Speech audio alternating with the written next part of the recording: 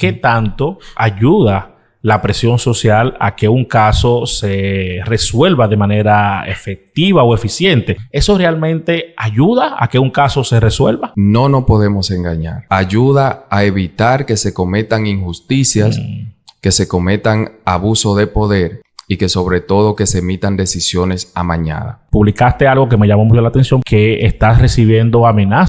¿Qué es realmente lo que está pasando? Una constructora en Punta Cana de nombre Grupo Paseo, la comienzo a investigar porque a mi oficina de abogado llegaron alrededor de 7 personas que habían interpuesto denuncia.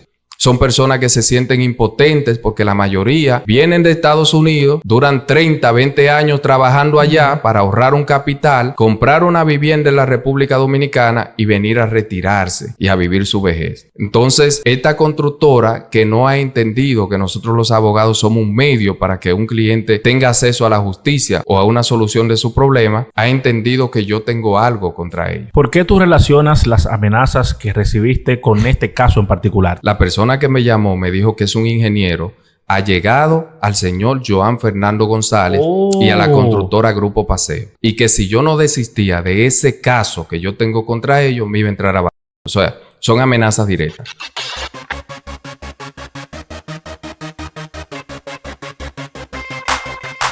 Bienvenidos a otro episodio de Más Allá de las Redes. En esta ocasión tengo un invitado muy especial, así que les adelanto, preparen su cafecito. Yo tengo el mío aquí, ok, cuélelo o haga uno instantáneo como el mío, que es un café instantáneo, se llama Café Delgada, buenísimo, el mejor café, para que juntos conozcamos una interesante historia.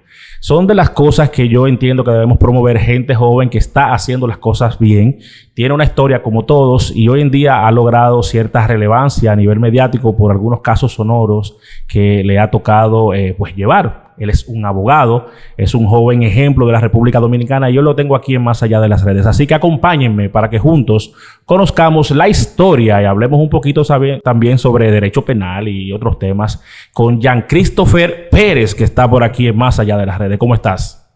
Gracias, Vladimir. Muy bien y muy complacido de compartir este espacio contigo. Debo admitir que soy un seguidor de tu contenido. Gracias. Porque practica el buen ejemplo para esta sociedad y es justamente lo que nosotros necesitamos como país.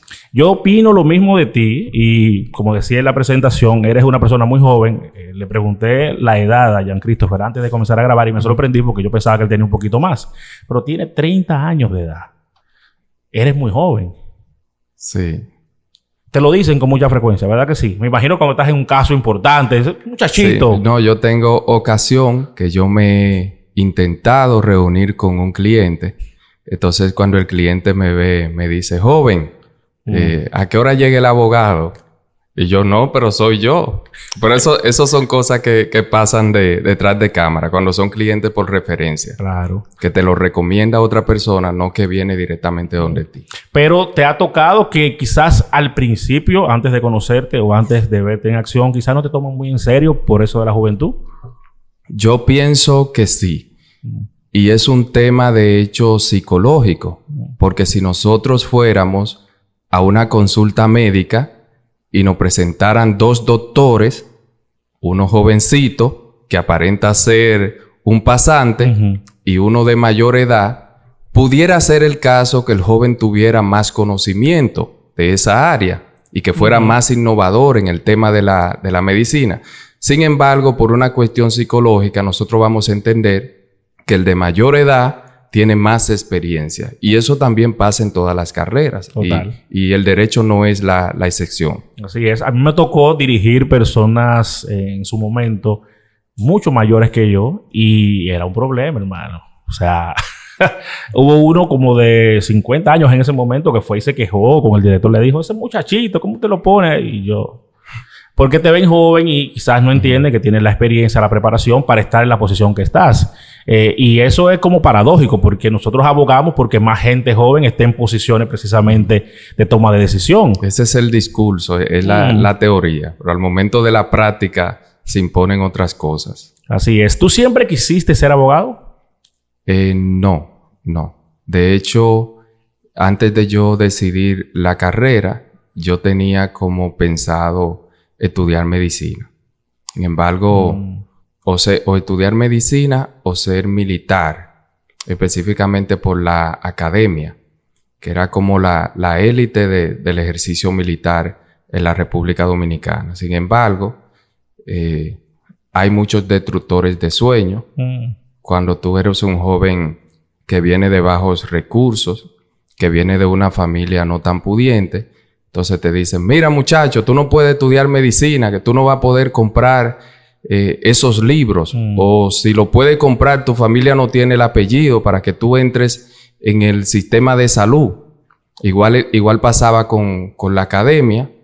Entonces, pero eran edad comprendida entre los 12 y los 13 años.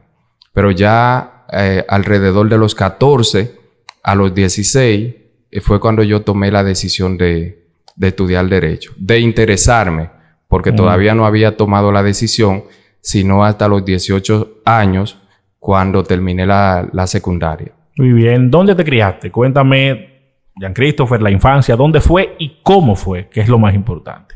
Yo me crié en un sector de Elías Piña, que es una provincia del sur que hace frontera con Haití. Es un sector un poquito marginado. Entonces me crié con mi mamá la mayor parte del tiempo porque mi mamá trabajaba en Santo Domingo. Entonces mi papá residía en Elías Piña, pero tenía otro hogar. Entonces nosotros éramos 3 hermanos por parte de mi mamá, una que me lleva 2 años y uno que yo le llevo 2. Y nosotros 3, los días de semana, entonces íbamos a la escuela. Cuando llegábamos como a las 12, al mediodía, a uno le tocaba cocinar, al otro le tocaba limpiar la casa y al otro le tocaba lavar los platos. Entonces nos dividíamos. Pero la mayor parte del tiempo, a esa edad, entre los 10, los 12, los 8 años, hablando de los 3, nosotros nos criamos prácticamente solos.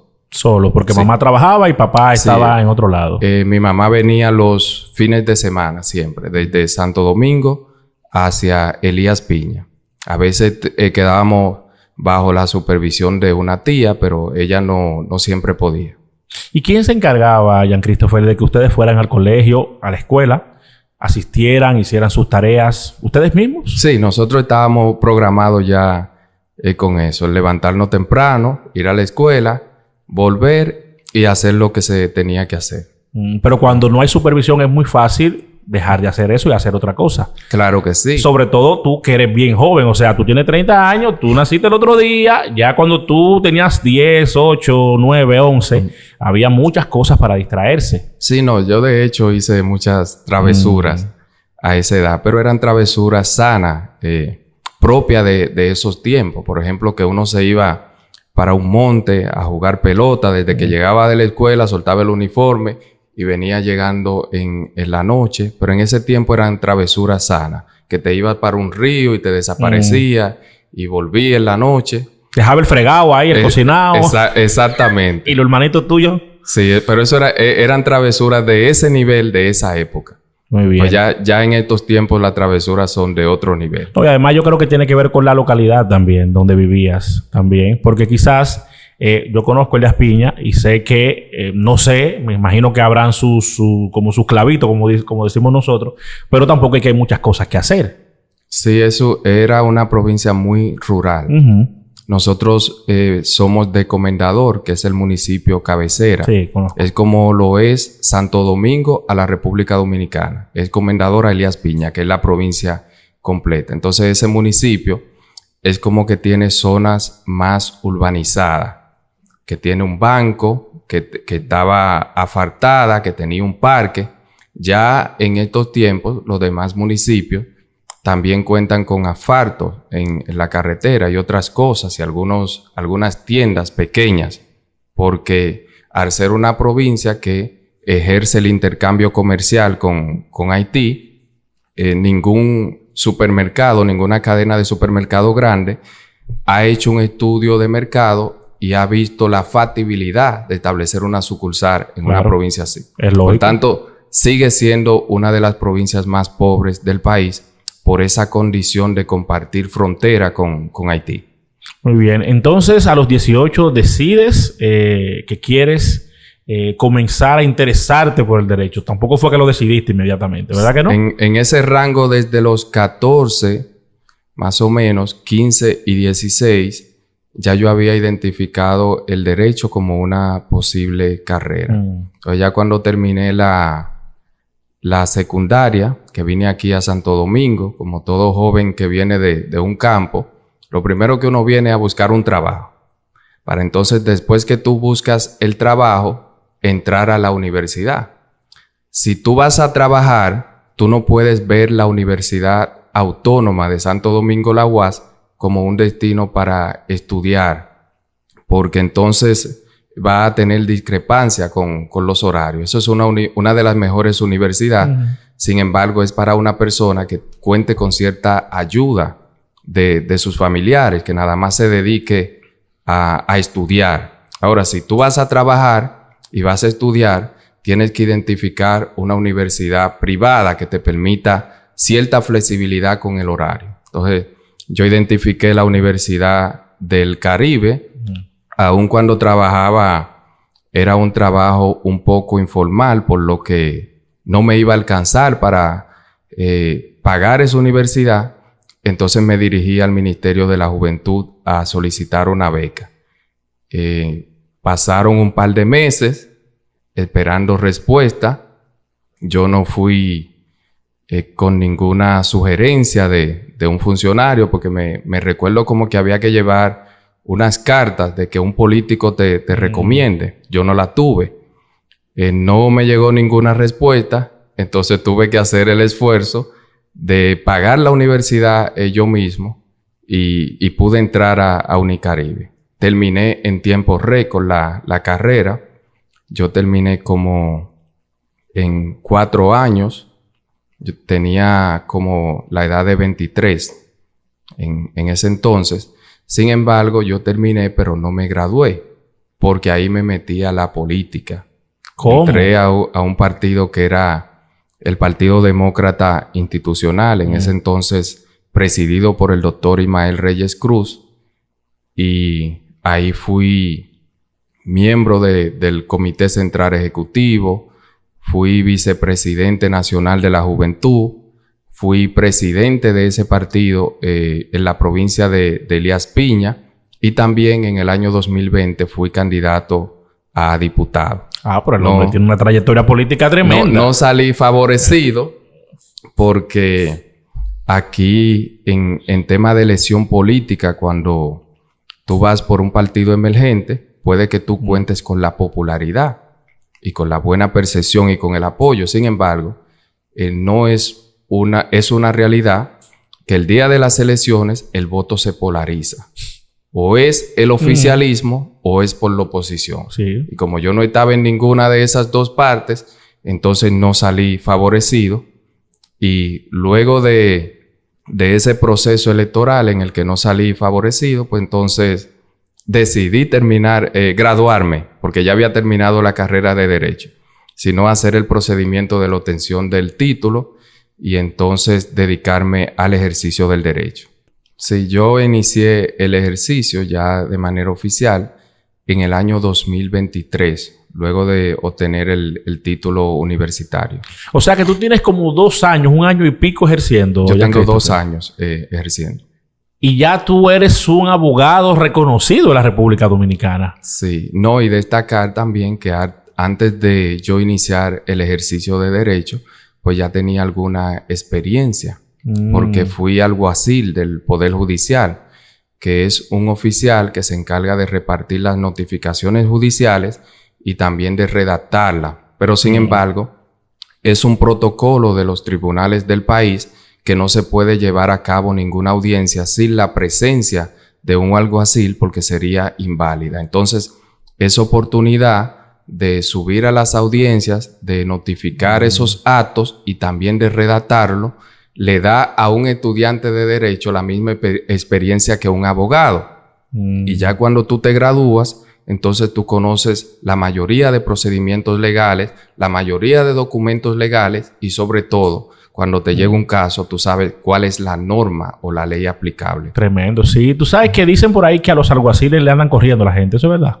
Algunos sí, porque algunos se dedican al cobro compulsivo y a hacer ejecuciones, a hacer incautaciones de vehículos, a hacer desalojos, a hacer embargos. Entonces, a lo que se dedican a eso sí. Sí, le corre. Pero es el que no debe, no teme. Esas son personas que están involucrados en algún tipo de deudas, por lo general. Alguna situación complicada. Exactamente. Muy bien. Entonces, ¿cuál fue el primer caso sonoro que te llegó a las manos? Que te hizo de alguna manera destacarte en los medios. ¿Cuál fue ese?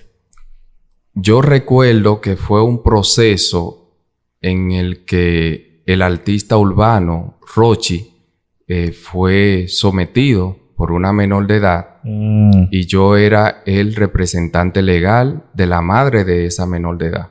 Entonces, como fue un caso muy controversial, ese fue uno de los primeros casos que me colocó en la opinión pública. Muy bien, ¿te ayudó esa exposición? ¿Tú entiendes que ha ayudado al ejercicio o a que te lleguen más casos a la mano? Fue un proceso un poco complicado porque las reacciones fueron negativas. En una parte fue negativa, otra parte fue positiva. La positiva, la gente que me conocía, que sabía quién yo era, que sabía los valores familiares que yo tenía, esa percepción fue buena. Pero la que no, el público que seguía al artista, entonces fue una percepción negativa. Aún así, yo pude capitalizar eso y entonces me llegaron otros procesos también controversiales. Sí, porque actualmente vemos muchos abogados que utilizan precisamente las plataformas y las redes para darse a conocer. Esto de alguna manera le da cierta connotación mediática y hace que cuando la gente piense en un abogado diga, no, pues fulano, porque lo vi en tal caso. Ahora, tienes que tener también la preparación y cuando te toca demostrar, porque de nada vale tener mucho renombre o sonar mucho en redes y cuando llega el momento de accionar, pues tú no demuestras de qué estás hecho. Totalmente de acuerdo, porque es que no se trata de que, no, yo voy a contratar al abogado que esté en las redes. Tiene que haber algo que te identifique, que te genere confianza de ese profesional y que tú entiendas que él te va a brindar una solución a la problemática que tú presentas. Entonces, más que estar en las redes, que tener una visibilidad pública como tú estableces, también hay que estar preparado para asumir cualquier tipo de caso. Totalmente. Y para mí es positivo que se expongan porque sirven de ejemplo a otros también. Una persona joven como tú, 30 años, de Elias Piña, sin condiciones económicas, con todas las excusas posibles para decir, mira, es que yo no puedo, no tengo, voy a hacer otra cosa. Te preparaste, seguiste hacia adelante y hoy en día te estás ganando un reconocimiento público porque estás haciendo las cosas bien. Cuando la gente te ha visto en otros procesos también sonoros y has tenido la oportunidad de hablar, de expresarte, la gente dice, no, pues el muchacho tiene madera. Sí, yo pienso que cuando se tiene un objetivo claro, uno como que no ve las circunstancias del momento. Uno da el paso y ese primer paso entonces te va como abriendo el camino. Siempre es cuestión de dar el primer paso en un proceso. Y esos obstáculos que uno se encuentra, esos tropiezos, uno debe verlo como parte de ese proceso de crecimiento hacia esa meta que tú te has establecido. Cierto. En el caso mío fue ser un abogado que tuviera la capacidad de ayudar personas, ya que no lo pude lograr en el ámbito político. Entonces yo entendí que desde cualquier posición en la que uno se encuentra, uno puede ser solidario y aportar a la sociedad. Claro, uno es abogado, uno no es una fundación. Cierto. Por tanto, también hay que cobrar. Y para eso uno maneja una cartera de clientes que te van a permitir sustentarte y que te van a permitir de ese sustento entonces asumir algunas causas que son solidarias y que requieren ese tipo de ayuda. ¿Tú has asumido muchas causas de forma solidaria? Yo creo que yo he asumido más causas solidarias que los procesos pagados en los que he tenido resultados económicos. Hay que destacar que con un solo proceso que tú llevas, privado, que te da buenos resultados porque tú haces un buen trabajo, tú puedes sustentarte por 6 meses y hasta por 1 año, si te va bien. Pero ciertamente termino una causa solidaria y asumo otra. O sea, siempre en mi firma de abogado vamos a tener algunas causas solidarias que la estamos manejando, sea controversial o no. Porque hay casos que por su naturaleza no es que tú como abogado lo haces público o lo pones en la palestra pública. Es que obligatoriamente por la naturaleza son de interés social. ¿Cierto? Y la gente lo asume. Entonces, eso a veces da una percepción que el abogado está en tema de farándula o que maneja los casos únicamente que son de sonido. No, es que hay casos que tú no puedes evitar que se difundan en la opinión pública. Totalmente. O sea que tú, la razón por la que eres abogado o una de ellas es la misma razón por la que te metiste en la política. ¿Te gusta ayudar a la gente? Sí, sí. A mí me gusta ayudar. También es una profesión que tiene cierto nivel de autoridad. Claro, cuando se respeta, porque hay una parte del sector jurídico que ha perdido el respeto, pero es por su propio manejo. ¿Cierto? Promete resultados que no están en sus manos, entonces todo eso va deteriorando la carrera a nivel general, al igual que la política y también al igual que el ejercicio de la comunicación en la República Dominicana. Totalmente. Tú sabes que una de las definiciones de política es el arte de hacer bien las cosas. Y cuando analizamos a nuestros políticos, es como complicado encontrar uno que haga bien las cosas. Por lo menos eso es lo que la gente piensa. Porque ciertamente sí hay muchos políticos buenos que hacen su labor de manera... pero no suenan. Porque aquí generalmente lo que más suena es lo que no se hace bien. Lamentablemente. Es correcto. Tú sabes. Entonces, últimamente te hemos visto y me llama la atención el tema de las ayudas, de las causas solidarias, porque hay mucha gente buscando ayuda en las redes sociales para casos legales. O sea, siento que, por lo que veo en las redes, que se cometen muchas injusticias. O también siento que hay mucha gente con desconocimiento de cómo se lleva un proceso legal adecuadamente y por eso quizás no obtienen los resultados. O sea, hay gente que tiene la de ganar, pero porque no tiene un abogado que haga bien su trabajo, pues no resulta beneficiado con un fallo a su favor. ¿Te ha tocado casos así de gente que ha vivido procesos difíciles con otros abogados y que luego te buscan a ti y les va bien? Sí, sí. Yo recuerdo un caso que yo tuve en Baní de un joven que le suplantaron su identidad, que pasa mucho en este país. Entonces, con esa identidad robada, se cometieron algunos robos. Es un muchacho empresario, un joven emprendedor de Santiago. Y entonces allá fueron, le hicieron un allanamiento, lo arrestaron frente a su familia, inclusive lo sacaron esposado y eso quedó grabado para el tema de las redes sociales. Lo trasladan a Baní, desde donde supuestamente se habría cometido el robo, y allá le conocen una medida de coerción. Wow. Y lo dejan detenido por 1 semana. ¿Qué es lo que sucede? Que este joven tenía 1 año en ese proceso, ya estaba en libertad, sin embargo seguía atado al proceso. ¿Cuál era la única prueba que tenían contra él? Su identidad. ¿Y eso es una prueba, acaso, que lo vincula con un hecho? Claro que no. Entonces, nosotros asumimos ese caso por un llamado que hizo el periodista Ramón Tolentino, y en esa publicación yo recuerdo que él me etiquetó. Yo entré en contacto con esa persona, hice de dominio público que yo había asumido ese caso para darle una connotación, porque el caso requería que la opinión pública tuviera conocimiento. ¿Cierto? Por un tema de una injusticia que nosotros entendíamos que se había cometido, inclusive desde el Ministerio Público, que solicitó a un juez la imposición de una medida de coerción a un muchacho sin ninguna prueba. En ese sentido, nosotros logramos que se archivara de manera definitiva y que él fuera borrado del sistema y de los antecedentes penales.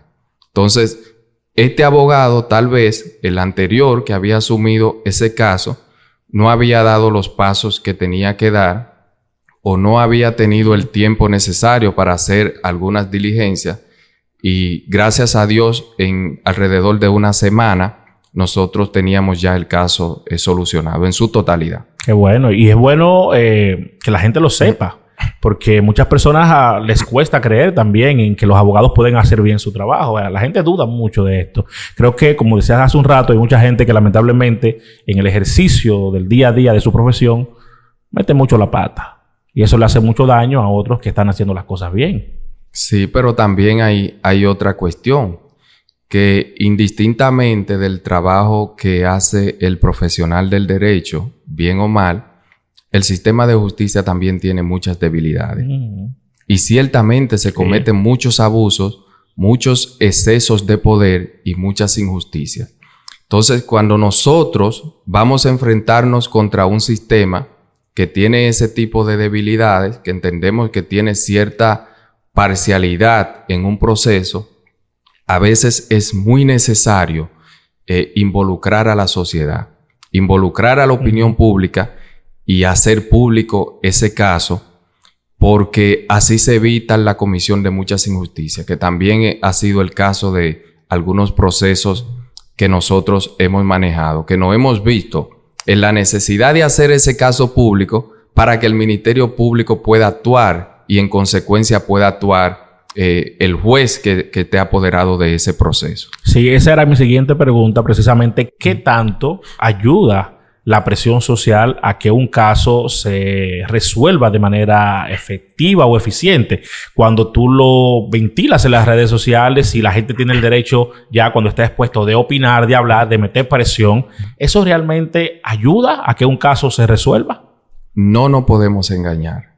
Ayuda a evitar que se cometan injusticias, que se cometan abuso de poder y que sobre todo que se emitan decisiones amañadas. La presión social lo que no va a interferir es que si usted comete un delito y le corresponde una pena de 10 años y la sociedad entiende que son 30, el juez le va a imponer 30 por encima de lo que establece la norma. Ahí no infiere. Ahora bien, si hay un proceso que está amañado, que hay cierta imparcialidad por parte del sistema y se ventila por las redes sociales y por los medios de comunicación, el actor judicial encargado de tomar una decisión en cuanto a ese proceso lo va a pensar 2 veces. Y en eso sí nosotros entendemos que el tema de las redes sociales y los medios de comunicación influyen perfectamente en los procesos judiciales. ¿No pueden influir de la misma manera para que se cometa entonces un exceso o abuso de poder? No creo, porque es que las decisiones judiciales tienen que dictarse conforme a lo que establece la ley. Y por eso vuelvo y reitero, si un delito conlleva una pena de 10 años por un tema de presión social, no es verdad que el juez le va a imponer una condena más allá de lo que establece la norma. Entonces eso no es posible, que se cometa un abuso por presión social. Ahora bien, puede darse el hipotético caso que por la presión social un proceso no se investigue bien antes de tomar algunas acciones. Exacto. Pero eso son parte de los daños colaterales. O sea que los beneficios son mayores. Claro que sí. Muy bien. Por eso es que la gente dice frecuentemente que si los medios no se hacen eco, pues muchas veces se cometen injusticias. Hay procesos que no se le presta la atención debida si no sale por un medio de comunicación. Así es. Por eso hay que hacerlo, definitivamente. Recientemente te hemos visto involucrado en temas también inmobiliarios y publicaste algo que me llamó mucho la atención, por eso te escribí, que estás recibiendo amenazas por parte de un grupo en particular debido a unos procesos que tú estás llevando. ¿Qué es realmente lo que está pasando? Sí, lo primero a destacar es que nosotros fuimos como pioneros en investigar el tema de los fraudes inmobiliarios y darle una connotación penal. Porque en este tipo de negociación se usa lo que es un contrato de opción a compra o de opción a venta, en el que tanto el comprador como el vendedor expresa su voluntad en ese contrato. Y nosotros sabemos aquí en el país que el contrato es ley. Lo que usted autoriza ahí, lo que usted firma, eso se convierte en ley y por tanto cualquier complicación en esa negociación supuestamente no sería un tema penal, no sería un delito penal, sino civil. Civil, sí. ¿Qué es lo que pasa con esto? Que algunas constructoras han identificado esta debilidad en el sistema de justicia y se han aprovechado de ese mecanismo legal, de esa figura que es el contrato, para entonces cometer actos delictivos como lo es la estafa y que pase meramente como un incumplimiento contractual y no como un delito penal que conlleva una prisión o una medida privativa de libertad. En ese sentido, nosotros comenzamos a investigar desde el año 2023, más o menos hacia el 2024, lo que se conoce como la Operación Nido del Ministerio Público, que fue el fraude Indizar, que en estos momentos se encuentra en la fase preliminar. Cuando ese caso explotó en los medios de comunicación y en las redes sociales, nosotros advertimos que iban a venir más casos y que los tribunales del país se iban a llenar de este tipo de casos en virtud de una fragilidad que tiene el Código Penal, y es en cuanto a la pena imponer por el delito de estafa, que son 2 años de prisión. Que es lo que hemos visto, por ejemplo, con el caso de Mantequilla, con el caso de Jairo González y con este mismo caso de Manuel Rivera Ledesma en Operación Nido. Que cuando se le impone una medida de coerción, si el caso se declara complejo, de 18 meses de prisión, ya cuando se va a tomar una decisión, ya ha cumplido la mayoría de la pena. Entonces le corresponde una pena suspendida y una de las características de las estructuras criminales que cometen estafa es distraer los fondos. Es decir, cuando usted va a ejecutarle una decisión judicial en temas económicos a una de estas constructoras, no encuentra el dinero porque no usan el dinero en las cuentas de las empresas. Lo dispersan, lo desaparecen. ¿Para qué? Para que cuando sean condenados a una pena de 2 años de prisión y cumplan esa pena de 2 años, entonces poder retirarse con todo ese dinero. Y como muchas constructoras han identificado esta debilidad del Código Penal actual, porque el nuevo Código Penal que no se ha aprobado contempla penas más graves, contempla penas hasta de 10 años para la estafa, pero también tiene la pena acumulativa, es decir, que si se configura el delito de lavado de activos, el delito de asociación de malhechores, el delito de estafa, el delito de abuso de confianza, estas 4 penas, si llevan una condena de 10 años, esa persona pudiera ser condenado a 40. Y una persona que se enfrenta a una condena de 40 años, lo piensa 2 veces antes de cometer un delito. Claro. Pero como solo se enfrenta a una pena de 2, entonces no hay ninguna consecuencia y muchas constructoras están cometiendo estafa. Luego de ese proceso de Operación Nido, entonces nosotros comenzamos a investigar una constructora en Punta Cana de nombre Grupo Paseo y cuyo director es Joan Fernando González. La comienzo a investigar porque a mi oficina de abogado llegaron alrededor de 7 personas que habían interpuesto denuncia por ante la Fiscalía del Distrito Nacional por el artículo 405 de estafa del Código Penal.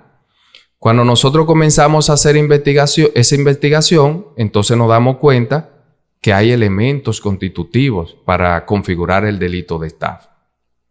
El caso se hace público porque las personas que se sienten afectadas, no obstante poner una denuncia, no ven la acción del Ministerio Público ni de la Justicia, son personas que se sienten impotentes porque la mayoría vienen de Estados Unidos, duran 30, 20 años trabajando allá para ahorrar un capital, comprar una vivienda en la República Dominicana y venir a retirarse y a vivir su vejez. Frente a la pérdida de esos ahorros, de esos recursos, entonces se siente impotente. Claro. Y decide dilucidar esos casos en las redes sociales. Entonces, esta constructora que no ha entendido que nosotros los abogados somos un medio para que un cliente tenga acceso a la justicia o a una solución de su problema, ha entendido que yo tengo algo contra ellos. Entonces, a partir de que el caso se hace público en las redes sociales, yo he venido recibiendo algunas llamadas con amenazas. Wow. Llamadas de un número internacional, que parece que lo desaparecieron luego de varias llamadas que me hicieron, en el que me decían que si yo no desistía de ese caso, que me iban a entrar a balazo donde me encontraran. Wow. Entonces yo lo pasé por alto No quise hablar de eso porque entendí que el que amenaza es porque no tiene la intención de hacer, sino de intimidar. Sin embargo, este domingo también recibí un mensaje vía Instagram que decía a esa persona que espera que yo ande con seguridad y armado con arma de fuego. Y me pone oíste. Oh. Entonces, ese oíste para mí fue interpretado también como una amenaza, y es ahí donde decido interponer una denuncia por ante la fiscalía y también ponerlo en conocimiento público. Claro. Y que cualquier cosa que me pasara, establecí yo en esa denuncia, pues que era responsabilidad del Ministerio Público, porque ya nosotros le hemos entregado todas las pruebas en sus manos, lo hemos puesto en contacto con cada uno de los afectados de este caso. Inclusive hay que destacar que hace una semana se le realizó un allanamiento a las oficinas del Grupo Paseo en Punta Cana. Lo que no hemos visto es ni el sometimiento ni el conocimiento de ninguna medida de coerción, a pesar de que este último caso, Operación Guepardo, el allanamiento fue posterior al de Grupo Paseo. Sin embargo, aquí nosotros vemos que se está conociendo una medida de coerción inmediatamente. Entonces nosotros nos hacemos la pregunta, ¿quién protege a la constructora Grupo Paseo y al señor Joan Fernando González? ¿De qué funcionario público o de qué funcionario del gobierno es aliado o socio este señor a través de una razón social, de una sociedad comercial? Y todas estas preguntas hay que investigarlas para entonces nosotros poder entender por qué a estas víctimas que están reclamando únicamente la devolución de su dinero no se le ha hecho justicia. Pero ¿cuál es la situación real de estas personas? O sea, ellos entregaron un dinero y no se les ha entregado su vivienda. ¿Cuál es la situación? ¿Qué es lo que ellos alegan específicamente? A partir del año 2018, 2019, ellos se enteraron de un proyecto de construcción de villas en Punta Cana denominado Westside Punta Cana, y ellos firmaron un contrato de opción a compra y comenzaron a pagar esos proyectos en plano. Okay. ¿Qué es lo que sucede? Que esos proyectos tenían fecha de entrega para el año 2022 y algunos para el 2023. Cuando algunos de esos afectados se aproximan, que ya han pagado la mayor cantidad de dinero establecida en ese contrato de opción a compra, se aproximan al lugar donde se va a construir su villa, se dan cuenta que ahí no se ha colocado un solo bloque. Oh. Y entonces ahí, obviamente, comienzan a hacerle algunos tipos de reclamaciones a Grupo Paseo, y Grupo Paseo le notifica a través de una carta que por el tema de la pandemia y por la guerra entre Rusia y Ucrania, no le iba a ser posible construir esa villa en el precio inicialmente acordado. Entonces le hace 3 propuestas. La primera es firmar un adendum en el que el afectado acepta una extensión del plazo de entrega y acepta un aumento exorbitante, hasta por el doble del precio que lo compró inicialmente. Algunos de los afectados podían firmar ese adendum y aceptar ese aumento. De hecho, hay un caso que lo firmó. Y esta es la fecha después que lo firmó, que tampoco ha recibido la construcción de esa villa, ni mucho menos la devolución de sus recursos. Ay, ay, ay. Otra de esas opciones que le presentaba Grupo Paseo y el señor Joan Fernando González era firmar un supuesto desistimiento al que quería la devolución de sus recursos y al que no aceptaba firmar el adendum y aceptar el aumento de precio. Y en ese desistimiento establecía que esa persona desistía de cualquier acción legal presente y futura en contra de esa constructora y en contra del señor Joan Fernando González, bajo la promesa de devolverle el dinero 30 días después de firmar ese desistimiento. Tenemos un caso de una persona que firmó ese desistimiento en el año 2023 y hoy en el año 2025 no ha recibido su dinero ni ha recibido ninguna propuesta por parte de esta constructora. Ay, ay, ay. Tenemos el caso también que aceptaron la tercera opción que ellos le presentan, que es, como no se va a construir la villa, venderle el solar donde se construiría para que la persona construya la villa. Ok. A un precio, obviamente, el doble del metro cuadrado de lo que cuesta en la zona. Pero bien, algunas personas bajo su inocencia aceptaron comprar el terreno. Luego de que aceptaron comprar el terreno, se dan cuenta que no se va a poder hacer la transferencia porque esta constructora no posee la titularidad de ese terreno. Obvio. Y que el título de ese terreno pertenece a un tercero y no lo establecieron ni siquiera en el contrato de opción o compra. Y precisamente ahí es donde se configura uno de los elementos constitutivos de la estafa, que es el dolo, es la intención delictiva. A pesar de tú tener una empresa que está debidamente constituida conforme a las leyes de la República, tú tienes una intención dolosa previa a firmar un contrato, una intención de engañar. Y por eso es que la norma es clara cuando establece los parámetros en los que se configura el delito de estafa. Pero si todo lo que tú me dices es así, Jean Christopher, ahí están los elementos para que el Ministerio Público actúe. ¿Por qué tú crees que no ha pasado nada? Bueno, nosotros hemos visto casos en los que se ha ejercido la impunidad debido a las influencias y relaciones que tiene una persona que entra en conflicto con la ley. No estamos diciendo que este sea el caso de la constructora Grupo Paseo y el señor Joan Fernando González. Yo quiero darle el beneficio de la duda al Ministerio Público de la República Dominicana para que sean ellos quienes nos den una respuesta de por qué todavía no han hecho justicia en este caso.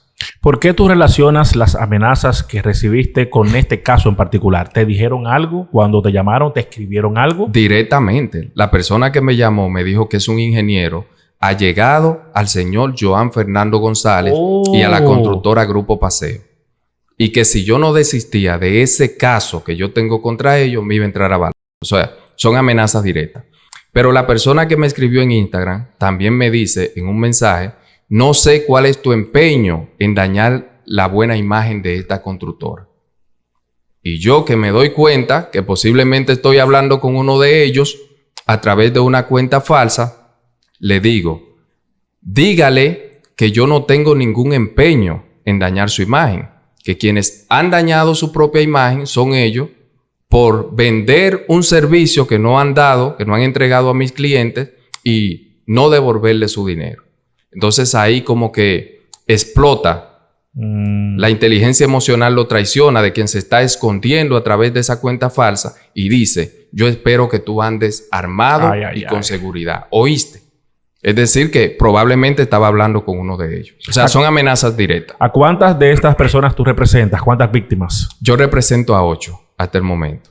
Hay otro colega, abogado, que también representa a 8 y hay otros colegas que también representan una parte de afectados. Wow, este tema está complicado. Yo recibí algunos mensajes de personas afectadas que querían dilucidar el caso. Cuando vi lo que te estaba pasando, dije, bueno, creo que lo más idóneo en este momento es hablar con Jean Christopher para que él pueda exponer la situación y no necesariamente hablar individualmente con los afectados, porque me imagino que cada uno tendrá su caso. Es que el derecho a la vivienda, el derecho a la propiedad privada, es un derecho constitucional de la República Dominicana, pero también es un asunto de dignidad. Sí. O sea, el que quiere adquirir una vivienda con tanto esfuerzo que se sabe de una persona honrada que ahorra para eso, es difícil. Entonces que al final, luego de 2 o 3 años, tú pagando tu dinero a cierta constructora que te diga que no te va a entregar el apartamento o que no existe. Nosotros tenemos casos, por ejemplo, en el tema de Operación Nido, de una señora que murió. Murió por esa situación, por esa impotencia que le dio, que su hijo en los Estados Unidos tenía 2 trabajos y uno de esos trabajos era ser Uber. Y ellos tenían muchísimo tiempo ahorrando para comprarle una vivienda a su mamá que estaba enferma, para que viniera a padecer su situación de salud en la República Dominicana. Cuando ellos se vieron en esa situación, la señora no aguantó y murió. Pero hay una señora también llamada Fernanda, en el caso Operación Nido, que tiene cáncer en etapa terminal. Y que lo mismo hizo, invirtió su dinero en la República Dominicana para venir a morir al país. Ni tiene el dinero, ni tiene la vivienda. Y ese es uno de los tantos casos que podemos mencionar como uno del caso actual de Grupo Paseo, que le causó un conflicto entre familias porque era un ahorro común entre dos esposos. Wow. Y como la mujer es la que residía en la República Dominicana con un extranjero, ella era quien hacía la negociación, pero los aportes económicos eran de los dos. Y entendió la pareja que ella se robó el dinero. Y eso le causó un divorcio. Claro. Entonces, más que un asunto del derecho a la vivienda, esto es un asunto de dignidad. Esto causa un daño psicológico, un trauma a una persona que quiere adquirir una vivienda. Totalmente. Y todos esos elementos tienen que ser considerados por un juez que va a conocer este tipo de casos. Porque aquí no podemos venir de que no, ya usted cumplió 18 meses de prisión preventiva, vamos a ponerlo en libertad. Y las víctimas, ¿y quién repone ese daño psicológico que se le ha causado a la víctima? Ese daño que se le ha causado a la sociedad en el tema de la percepción del turismo y de la percepción que tienen los turistas ahora mismo de invertir en este país. Entonces, eso tiene que tener una consecuencia. Y hasta que no haya una consecuencia, nosotros vamos a tener los tribunales llenos de procesos por estafa inmobiliaria y por otro tipo de estafa. Que son muchos. Son muchos. Y como tú decías... Ocupan el mayor número de casos en los tribunales del país. Y la mayoría aún no se destapan. Eso es correcto. Porque en Santo Domingo, en la zona metropolitana, aquí donde estamos, hay muchos así. Es que sobrepasa la capacidad del órgano persecutor del Ministerio Público. Tantos casos. No pueden enfocarse en todos al mismo tiempo y son muchos. Salvo que venga un presidente con voluntad política y diga, aquí vamos a poner penas más severas para este tipo de delito. Y contra viento y marea, entonces, apruebe el nuevo Código Penal que reposa engavetado en el Congreso desde hace unos años. Claro, este Código Penal tiene un costo político, porque también condena la corrupción administrativa, inclusive hasta con 20 años de cárcel. Claro. Entonces, el que lo vaya a aprobar estaría inclusive afilando el cuchillo para su propio equipo y entorno político. Tú lo sabes. Y eso es uno de los impedimentos por los cuales no se ha aprobado. Quizás es una de las razones por las que todavía no se aprueba. Eso es totalmente de acuerdo. Quizás, tú sabes. Ahora que tú has hecho esto público ya desde hace algunos días, ¿tú temes por tu vida, por tu integridad física? Yo no temo por mi vida. Yo estoy haciendo un trabajo profesional. Nunca he tenido temor de perseguir la justicia, porque yo creo que cuando uno toma la decisión de ejercer esta carrera de derecho en este país, claro, ejercerla por el camino correcto, entonces uno tiene que también asumir los riesgos que son propios de ese ejercicio profesional. O sea, tú sientes que estás haciendo lo correcto y tú sigues para adelante. Claro que sí. El que tiene la verdad puede bajar al infierno y defenderla allá abajo. Esa es mi postura. Ya. Y no tienes ningún tipo de seguridad contigo. Estás tranquilo. Sí. Yo estoy tranquilo. ¿El Ministerio Público qué hizo cuando tú notificaste todo esto? ¿Te pusieron algún nivel de seguridad? ¿Lo tomaron en serio? ¿Cómo recibieron esto de las amenazas? Una denuncia normal, como cualquier ciudadano que va y pone una denuncia. Te dicen, te la toman la denuncia, te dan la copia, dele seguimiento en tal fiscalía. Y ya. Pero nosotros sabemos lo que pasa con las denuncias en el país. Eso es únicamente un protocolo. Y no porque yo sea abogado, sino que lo que pasa con la gente común. Que aquí no se investigan los casos, salvo que sea un caso de mucho interés para el Ministerio Público. Y muchas veces no se toma en cuenta ni siquiera la vulneración del derecho del ciudadano que va y pone la denuncia. Por eso nosotros tenemos tantos temas de muerte por violencia de género. Van y ponen una denuncia, una orden de alejamiento y el Ministerio Público se olvida de eso. No existe ninguna política de seguimiento de este tipo de casos, de prevención. Y por eso ocurre. Porque la orden de alejamiento al final es un pedazo de papel. ¿Cierto? Eso no es un impedimento para que el agresor ejecute sus planes. Claro. Entonces, esa es una de las debilidades que tiene el sistema de justicia. Imagínense ustedes, no hay nadie asegurándose de que esa orden se cumpla. Y muchas veces la víctima tiene que ir personalmente a entregar una citación o sea, es bien extraño cómo se maneja la justicia en algunos casos aquí, porque en otras las acciones son bastante rápidas y diligentes. O sea, que muchas veces según. Claro. Cuando se trata de casos de corrupción que tienen un matiz político, eso nosotros vemos que a veces se resuelven con mucha celeridad. Es una pena porque la justicia debería ser gratis, accesible, de igual forma para todos.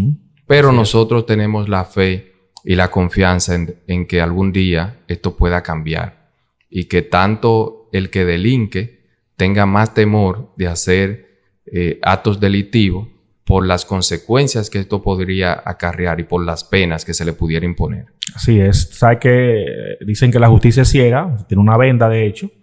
Pero alguna vez se levanta un poquito el pañuelo para ver a quién sí y a quién no. Jean Christopher, muchas gracias por venir, de verdad, hermano. Me gusta mucho que seas una persona joven que está empeñada en hacer las cosas bien, en hacer lo correcto. Para mí eres un buen ejemplo, y los buenos ejemplos, sobre todo en esta época en la que estamos viviendo, debemos de posicionarlos y promoverlos. Y ojalá que otros jóvenes, al verte, se animen a seguir estudiando, se animen a ser abogados también, no solo influencers, no solo creadores de contenido, sino también profesionales del derecho, de la salud, que sí los necesitamos, y ojalá que con tu ejemplo otros digan, si él puede, yo también.